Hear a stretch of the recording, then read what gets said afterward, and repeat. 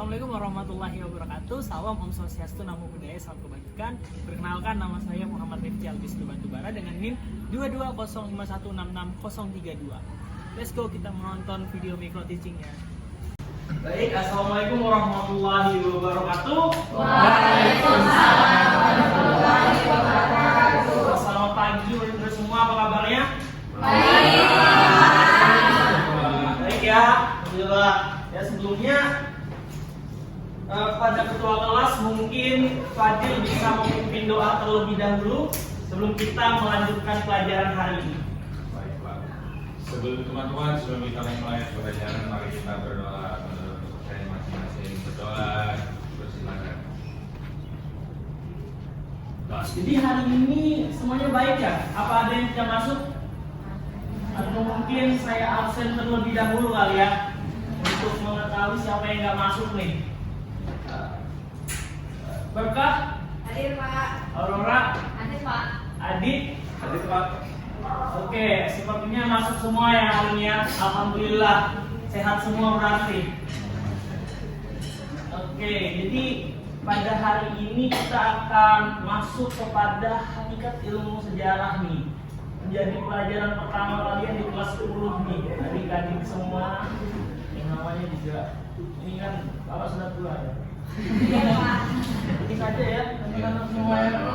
Karena sepertinya nggak ada ikonnya di situ tadi anak-anak. Jadi hakikat ilmu sejarah, apa sih yang pertama kalian dengan apa yang kalian terpikir di kepala ketika mendengar kata sejarah nih semuanya? Mungkin Aurora Tentang cerita masa lalu Pak. kita masa lalu ya. Nove Kejadian masa lalu Pak. kejadian masa lalu. Intan Kejadian masa lalu. Oh mungkin Pak. kejadian masa lampau. Pokoknya intinya adalah bercerita tentang masa lalu ya. Semuanya ya seperti itu. Ya, kita masuk tentang sejarah. Ya, secara etimologis kata sejarah sebenarnya berasal dari bahasa Arab yang artinya sajaratun, yang berarti pohon keturunan atau dalam artian itu silsilah atau asal usul. Nah, kalau secara bahasa Yunani-nya itu diambil dari kata histori, yang historia yang artinya itu penyelidikan atau pengetahuan melalui penelitian pada masa lalu. Dan bahasa Inggris history juga tentang masa lalu sebenarnya. Nah, secara menurut tokoh, salah satu tokoh sejarah yang paling mungkin dikenal sebagai bapak sejarah dunia adalah Herodotus yang hidup di era Yunani, yang mana dalam dia memberitahukan sejarah adalah sebuah kajian tentang perputaran peristiwa yang terjadi dalam kehidupan manusia. Nah, kalau menurut Muhammad Yamin mungkin bisa dianggap sebagai salah satu sejarawan dalam pergerakan nasional kita, yaitu pergerakan nasional Indonesia. Jadi menurut Yamin, sejarah adalah ilmu pengetahuan yang tersusun atas hasil penyelidikan peristiwa-peristiwa yang dapat dibuktikan dengan kenyataan. Nah, lalu ada Kunto Wijoyo. Kunto Wijoyo ini mungkin salah satu tokoh sejarawan yang paling terkenal kalau di Indonesia ya, di negara kita, yaitu sejarah adalah ilmu yang mempelajari manusia dalam konteks waktu. Sejarah harus ilmiah dan memiliki struktur serta teori. Jadi dari Kunto Wijoyo ini dia sudah menyinggung dalam konteks waktu, yang kalau dalam waktu itu jelas ada ruang dan sebagai tokohnya ada manusia. Nah, next. Kita masuk ya. Jadi ada 3 unsur pokok sejarah, yaitu ada manusia, ruang, dan waktu. Kalau di sini kita bicara tentang manusia adalah pelaku sejarah sekaligus objek kajian sejarahnya secara langsung. Lalu sejarah tidak mungkin terjadi tanpa keterlibatan manusia dalam waktu peristiwa tersebut terjadi. Nah, contohnya ada Insinyur Soekarno sebagai tokoh penting dalam proklamasi. Lalu ada ruang. Ruang adalah ruang ini seperti ini kalau dalam kejadian sejarah hari ini. Kalau manusianya ya seperti kita individu nih yang ada di dalam ruang kelas ini. Jadi kalau ruang itu menunjukkan lokasi terjadinya peristiwa sejarah, yang mana tempat menjadi penting karena bisa mempengaruhi jalannya peristiwa. Nah, lalu ada contohnya. Ya, kalau kita kembali pada proklamasi Indonesia adalah Rengas Dengklok sebagai tempat penculikan Soekarno-Hatta menjelang proklamasi. Lalu ada waktu. Jadi kalau waktu ini menjadi kerangka utama yang dalam peristiwa sejarah dia itu menentukan kurun waktu terjadinya peristiwa tersebut, ya. Lalu contohnya itu adalah misalnya 17 Agustus 1945. Kalau di sejarah dia itu ada soft history dan hard history. Kalau kita bicara waktu pasti itu hard history karena dia tidak bisa diperdebatkan lagi itu semuanya. Oke, kita next. Nah, di sini ada sebuah kata-kata nih, sejarah bukan cerita masa lalu, tetapi adalah ilmu yang membentuk kesadaran kita akan jadi diri bangsa dan memahami sejarah. Siswa dapat mengembangkan nilai-nilai kritis, nasionalisme, dan rasa tanggung jawab sosial. Tetapi sebelum itu, Bapak mau nanya nih, ketika kalian belajar sejarah, kalian merasa itu relevan nggak sih sama diri kalian? Dekat nggak sih sama diri kalian? Dekat ya? Ya, oke. Jadi kalau belajar sejarah nggak sekedar ngapal aja gitu ya? Kayak gitu kan, kadang kita terbebani cuma ngapal tuh sehingga rasanya nggak relevan tuh saat kita membaca sebuah cerita sejarah sama diri kita sendiri sebenarnya. Nah, jadi mungkin untuk memahami 3 unsur tadi, manusia, ruang, dan waktu, di sini Bapak akan membagi 4 kelompok tentang mencari peristiwa sejarah dan mencari tahu seperti apa saja 3 unsur sejarah yang mempengaruhi alur peristiwanya. Jadi nanti semuanya bisa mencari manusia, ruang, dan waktu.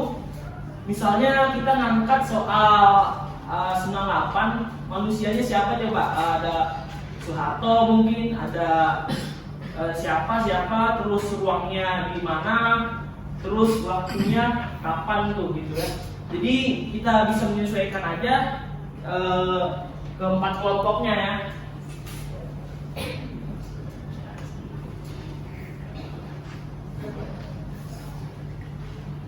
Ya, 4 kelompok ya.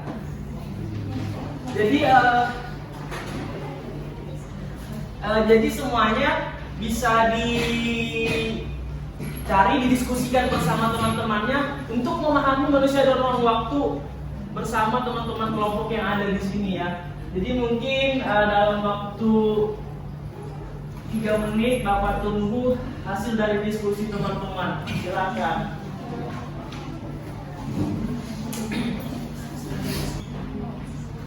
Ya. Seperti apa diskusinya? Baik-baik saja. Baik ya.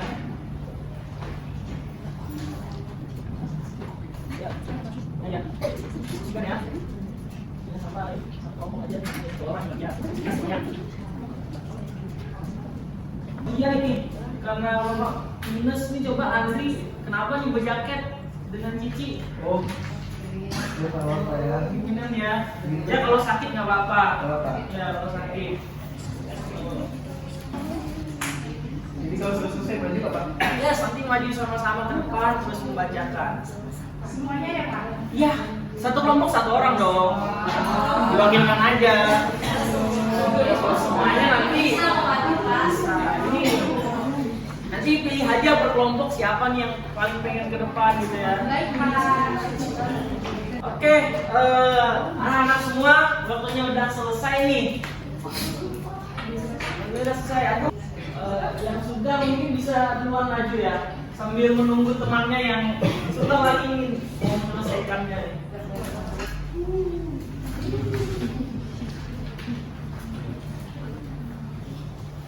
Langsung aja Pak.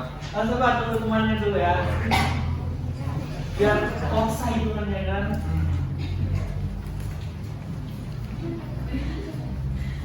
Apakah sudah nih? Ayo. Semangat. Oke. Lama-lama. Jangan langsung begitu gitu, jangan ya. Nah ya. Oke, dari kelompok pertama tadi ya, mungkin bisa membacakan apa hasil diskusi kelompok tadi tentang manusia, ruang, dan waktu, dan ya bisa disampaikan ke teman-temannya.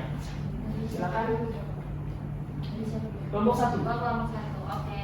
Dari kelompok 1 jadi yang pertama itu adalah proklamasi kemerdekaan Indonesia 17 Agustus 1945. Nah itu manusianya Soekarno, Muhammad Hatta, sama rakyat Indonesia. Lalu ruangnya itu di Jalan Kebangsaan Timur nomor 56 Jakarta.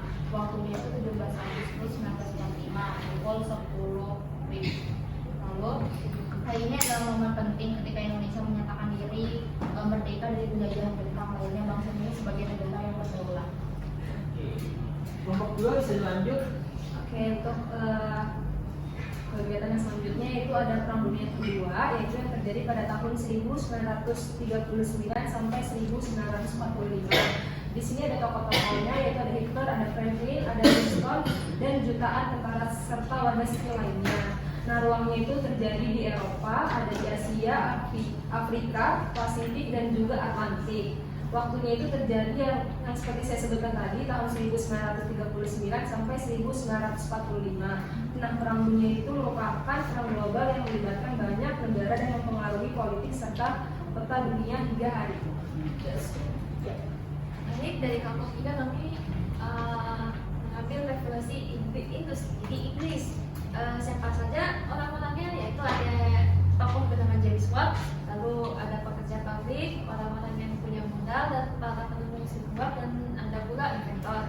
Ruangnya yaitu ada di negara Inggris, khususnya di kota-kota seperti Manchester, Birmingham, dan London. Waktunya yaitu pada akhir abad ke-18 dan awal abad ke-19. Revolusi Inggris ini adalah masa transisi yang sangat besar dari orang kerja manual ke penggunaan mesin yang mengubah sistem produksi dan lifestyle. Kelompok 4 kita mengambil runtuhnya tembok Berlin. Manusianya itu ada warga Jerman Timur dan Barat, Mikhail Gorbachev. Pemerintah Jerman, gimana Pak Jerman ini? Kita Gorbachev. Oh, Betul ya. Sudah dikoreksi. Ya. Ruangnya itu Pas banget tadi. tentu Berlin di Jerman. Waktunya 9 November 1989. Itu aja Pak. Oke, beri aplaus untuk kembali ke Oke, bisa kembali ke tempatnya ya. Tempat masing-masing. Aplaus juga untuk diri kalian karena sukses dan seperti kalian juga kan. Jadi tadi teman-teman sudah memberikan tentang bagaimana sih sebenarnya 3 unsur sejarah: manusia, ruang, dan waktu, dan terhadap peristiwa-peristiwa sejarah yang ada di dunia. Jadi mungkin untuk hari ini Bapak rasa teman-teman sudah mendapatkan pemahaman tentang hakikat sejarah dasar dulu tentang manusia, ruang, dan waktu tersebut, yang mana itu akan mendekatkan diri teman-teman tentang peristiwa sejarah yang terjadi, mungkin dalam artian merelevankan peristiwa tersebut dengan kehidupan sehari daripada teman-teman semua. Jadi mungkin sebelum ditutup nih ya, satu individu deh boleh menjelaskan manusia, ruang, dan waktu. Ada yang berani nggak tentang peristiwa sejarah tertentu atau disebutin gitu? Peristiwa sejarahnya bebas, manusianya bebas, ruang dan waktunya bebas.